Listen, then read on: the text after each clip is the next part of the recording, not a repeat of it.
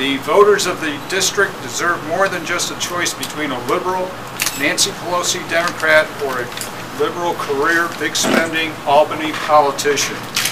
The New York State Legislature is the most dysfunctional legislative body in the United States, and sending an Albany politician to Washington would be like throwing gasoline on a fire.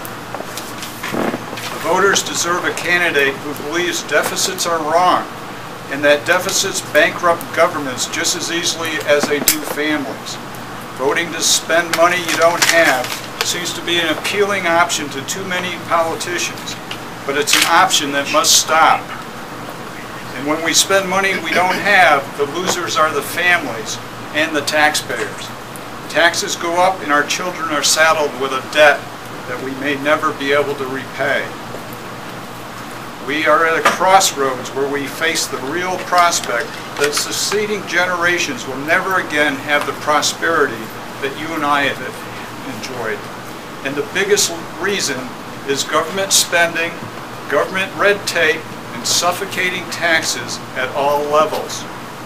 The voters deserve a candidate who knows our governments can't afford to do everything at once, no matter how lofty the goals. Our first priority must be the economy and creating jobs.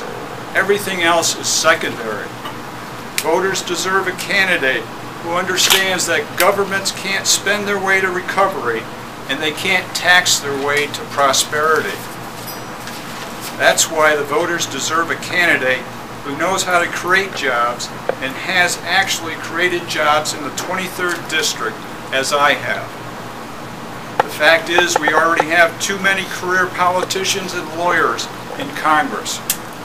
What we don't have are enough congressmen who've actually created jobs and understand how to create jobs, and who understands that far often the things Congress does kill job growth, lead to higher taxes, and lead to bigger and bigger deficits.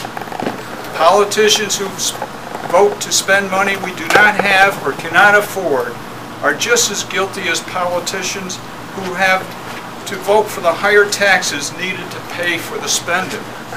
It shouldn't take a CPA to go to Washington and explain this. But unfortunately, I think it does, and that's why I'm doing it. This is why I have made the decision to run for Congress.